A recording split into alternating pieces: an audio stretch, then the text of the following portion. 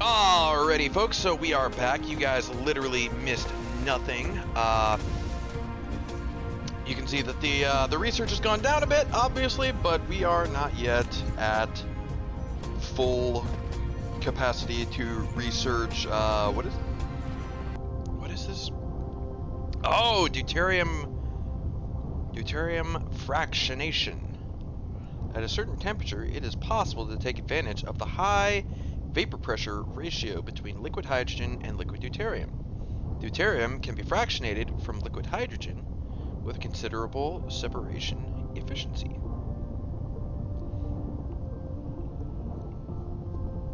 Right, okay. And that allows me to start getting some deuterium. Or deuterium, yes. Yes, good. Of course, it'll require processors, which is the next thing that are on the line to getting. I'm almost thinking I need to up production capacity of the of this. Yeah. In fact, I might do the same thing over here.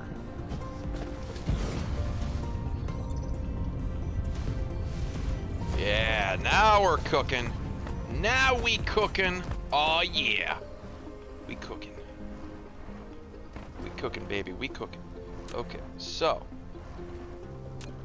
You know what? Yeah, let's just go ahead. Make sure they're all green. These only have to be oranges. They're fine. But how much hydrogen do I have?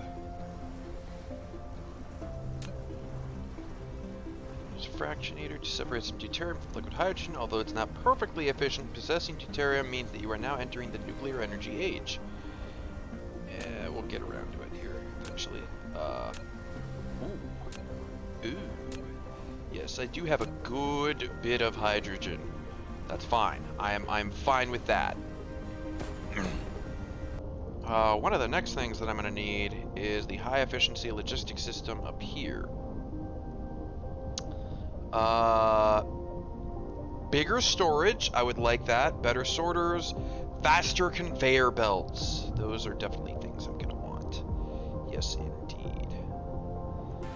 And the next bit of research is all blue research, which I have absolute metric tons of.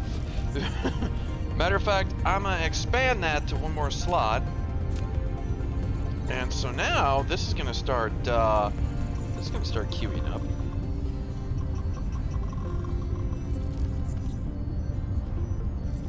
What do I have this on? 6 slots? Yeah, 6. Okay. I'm fine with 6. 6 is fine. Do I add another one on top of here? I am tempted. I am tempted.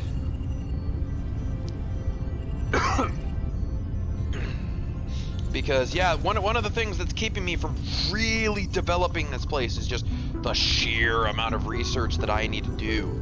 I did not realize that, you know, I watched 2 streams of Thranks, and he was playing this, and he played like for 4 or 5 hours each stream, so he put a good amount of time in. But he already had a pretty well developed base.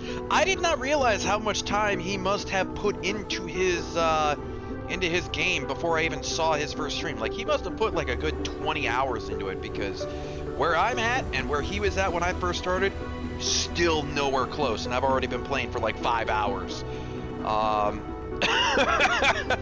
That being said, we are still making pretty good progress from what I'm seeing. We are still making pretty good progress. I am managing to accumulate a good amount of plastic. I know that was one of the banes of his existence last night. He just could not keep up his plastic production. He couldn't keep up a lot of production. Mainly, he was having trouble keeping up with organic crystal production, because he needed that for Dyson Sphere components. He's more or less at the end game where he's making Dyson Spheres, but, you know, where he's trying to make his Dyson Sphere.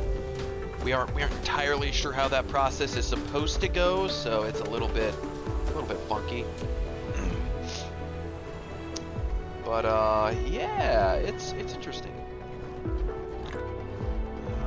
Yeah, I don't think there's really going to be much use for all of this wood, so I'm just going to start throwing it in here.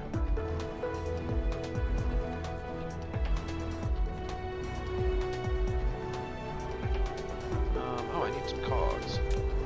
Cogs! Get in my inventory, would you?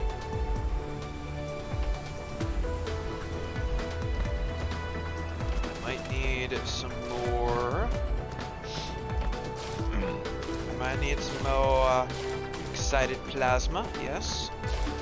That may be something that is required.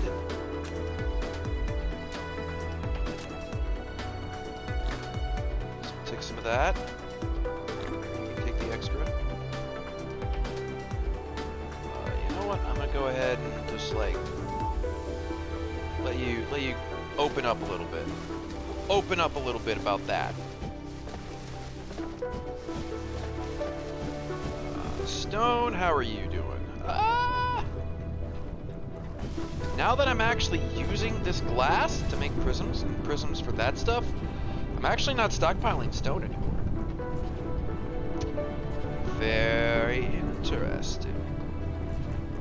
I mean, I can fix that, but as long as I'm not like using a ton of stone and running out of it, I'm okay with this. I'm relatively okay with this, yeah. Let me clean up some of this stone laying around.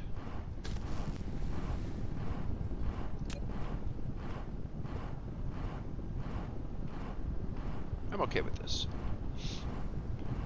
There is a lot of stone there, and it's got a lot of stone to work with, so I'm pretty happy about that. Let me take a look at my power situation. Right now I'm not using the full grid's capacity. It's kind of jumping up there, which concerns me a little bit, but for the most part, I would say we're doing okay. It's probably about time to do another expansion, though, I think. Yeah. Yeah, it's probably about time. Let's go ahead and,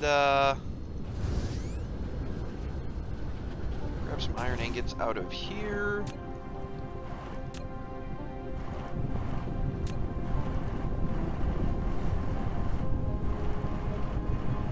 I almost feel like I should make a storage thing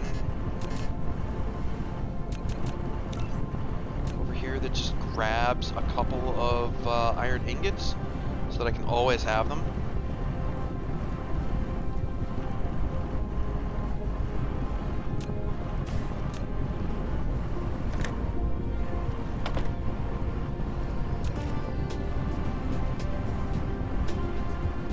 Put this at like 5. That seems appropriate for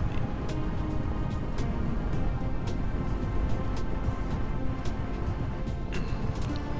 You have 141,000 iron ore to work with. Excellent, excellent. You guys are making plenty of energized graphite. Graphite, I should say. Yes, yes, okay. Very good, very good. The oil refineries, they are running. They are all running. Yes, indeed.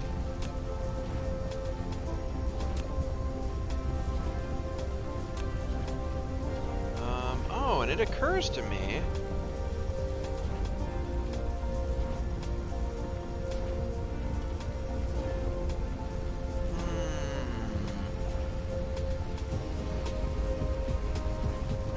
To me that this thing is kind of pointless now.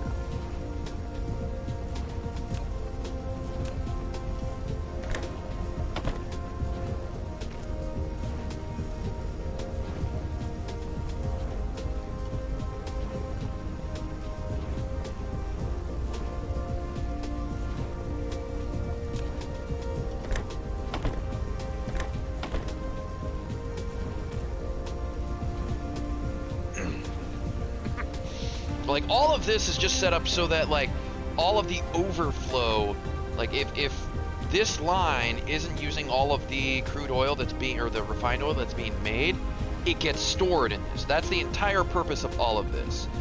Otherwise, I would do this entire line completely differently. But yeah, it serves that purpose. And that way, once the oil extractors, once the vents or the wells that they are extracting oil from become depleted, essentially, a good old StarCraft term, if ever I've heard one.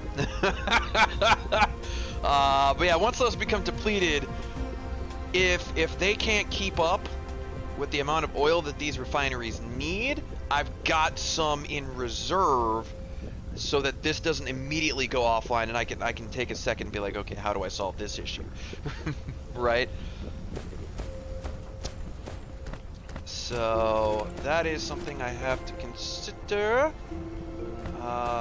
The red energy matrix, they're stockpiling. They're doing good.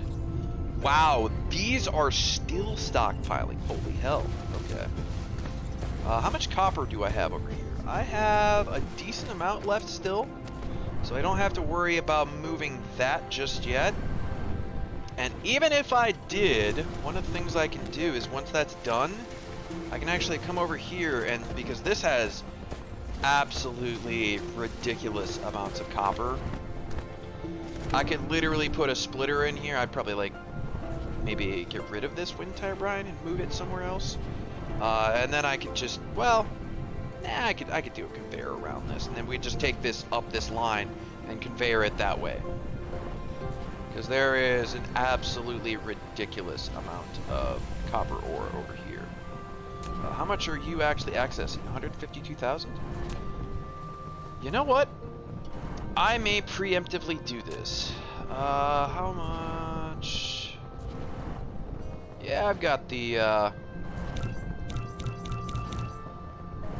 stuff, so why not? So let's go ahead and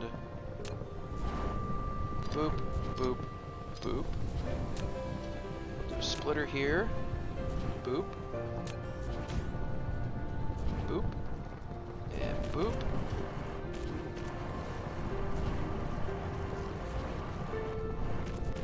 And we will do something like this.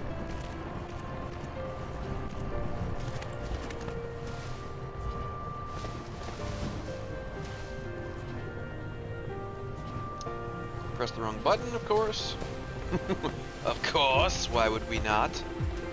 And right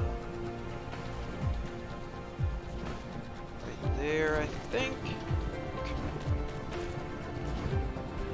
Alright, what's up, folks? Fox here, Future Fox again, and as you can see, once again, we hit the up button to do the old ramp over the other conveyor belt thing, and you know, my my hotkey then decides, well, time to mute the mic.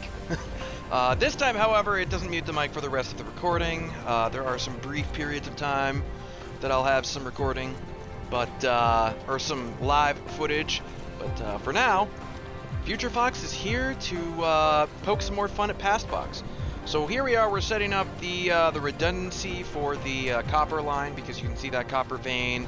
It's got 50,000 copper ore in it, so it will keep going. I mean, it's really not feeding a whole lot. It's basically feeding 2 copper ingot smelters, and that's pretty much it. So I mean, it won't be needed for quite some time. But yeah, we are we're setting that up to solve future problems in a quick and timely manner. But yeah, I've been churning out these episodes pretty quickly. I have a pretty significant backlog, so I'm trying to at this point in time, trying to churn out at least 2 episodes a day, and depending on how much editing I actually get done, I may put out up to 4 episodes a day. But yeah, this is the second recording session that I have out of 7. I have 7 recording sessions currently recorded. So I have something like 20 more hours to go through. And the first recording session was only 4 hours. I turned that into 10 episodes. So I have about another 50 episodes worth of content really to give you guys. It's quite a bit. I don't think I will ooh, we got the processor. Nice. But yeah, I don't think I will pre-record quite this much in the future. Of course, I didn't realize that my audio wasn't working correctly. I thought it would be real quick and easy to get through the editing of all of this. I really thought that, you know, the 11 hours of footage that I recorded on this first day. Oh, okay, so we're looking at microcrystalline components and stuff here because I need those for processors, and I don't have silicon on this planet, so that's not exactly going to be quick and simple. Going through upgrades. Ah, okay, so yeah, I'm thinking, yeah, I'm going to have to go to another planet to get silicon, so I'm probably looking at the drive engine, thinking, yeah, I need to take off at some point. So I take everything that I was researching out of the queue, and I sort of reorganize some things here. But yeah, I thought I would be able to go through that 11 hours of footage that I recorded that first day in, you know, probably a day or two of editing. Because for the most part, all I'm really looking for are things to cut out and maybe a couple places where I need to add some stuff, like add some text to explain something that happens later, or something that, you know, just add something to the content. And for the most part, it's mostly just cutting things out, so it really doesn't take that long. I mean, it does double the amount of time that you might think it would take. You know, you record for 3 hours, then I spend like 3.5 hours editing. So the 3 hours of footage that you see does not take me 3 hours to make. Oh no, it's far more than that. Okay, so we're checking the hydrogen storage here. It is getting pretty full, but it's not backed up yet or anything. And obviously that top one there is completely empty, so we've got a little bit of time to come up with another solution. We're not making a huge amount of hydrogen here either, so it's not like that's going to be an immediate problem. Am I believe, yeah, I am gonna go ahead and make some more storage here and put them down, I guess.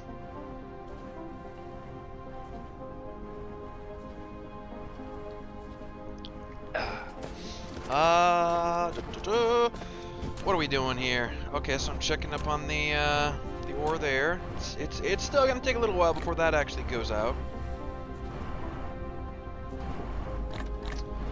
Deposit some things I don't need in my inventory. Good.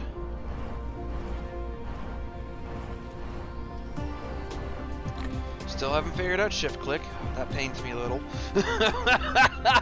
That pains me just a little bit. I do know from going through this recording session, because I've already looked over the footage, I had to find the gaps where I did have commentary, or I had to find where I had my live commentary and where I didn't, so I could you know, figure out where I needed to do post commentary. And thankfully this time it's not like a massive 2-hour block. It's just an hour here and half an hour there, and for the most part it's not quite as bad. Although the audio is still not super great on the okay, so we're going over here to check out stone. Ah, yes, because last time, now I remember, last time I ended the video, or I ended the recording session with my plans to start working on acid production. Because that's some of the things that we are going to be needing for more advanced resources down the line. The only thing that comes to my mind off the top of my head that you need a lot of acid for is titanium alloy. But this is the reason why I prefer to use stone for acid, as opposed to, like, you know, trying to turn it to silicon ore so you can use the silicon for processors and stuff. I'd rather just go to a planet that actually has silicon.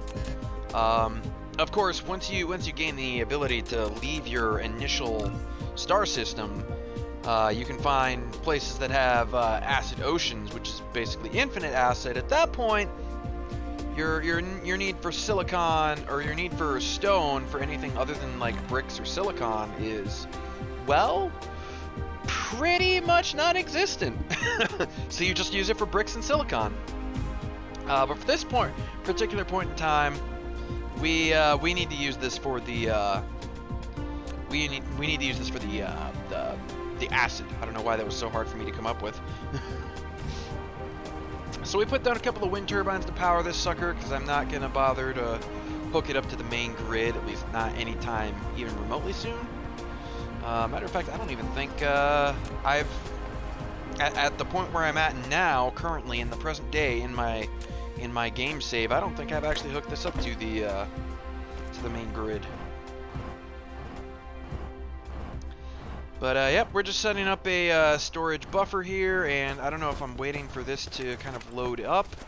Oh, okay, so yeah, I'm just gonna leave that there, let that kind of load up, so it will have what I need, and then I run around over here, and yeah, okay, so I think I'm gonna build in this general area. We're gonna put some foundations down to get rid of some of this water, and then in the meantime, I am going to clear up some of this land. Now, it doesn't take a tremendous amount of time, but I will still probably cut this out. So, I will see you guys when it is on. When it is done. If I can speak. See you in a bit. Okay, so we are currently making some bricks. Rare veins scatter around different planets. They will greatly improve production efficiency. So if you find them, collect them, and put them as a part of industrial production. Thank you, good sir. But yeah, we just finished our research for graphene, which is pretty nice, made in the chemical factory or facility, and can be produced with much greater efficiency through the use of a rare material called fire ice, which is a very interesting name for a resource. But yeah, I was making bricks for foundations. I don't know if we are going to immediately start making foundations and start putting those down now. It might take a second, so let me see if we're going to go ahead and skip here. Are we... Okay, so we're taking a look at some of the other planets in the system. I can't really see anything about this place as of yet, because I haven't done the proper research. I believe we were trying to look for, like, some other places that had resources I didn't have here, mainly titanium and silicon. At least I believe that's what I was looking for in the past there. But of course, well, yeah, we are researching the drive engine level 2 right now, and as a matter of fact, that'll be done relatively quickly. So maybe I was scouting out places that I would head to first. And I think at this point I was still under the impression that that molten planet was the only other planet that was in my system. I didn't realize that there was actually a fourth planet in the system. It was a frozen planet that's way out on the edge of the system, that if you don't scroll out far enough, you'll never actually see. Okay, so I think I waved the mouse around like a fool, saying that I was eventually gonna like completely block off all of this area and separate these two bodies of water, so that way I could bridge over that and construct all of that. And then I think I kind of decided partway that that was good enough right there. Now, you can try to view the whole planetary system, and even the entire cluster, by clicking the star map button in the lower left corner of the screen. Yes. You have received the ability to sail.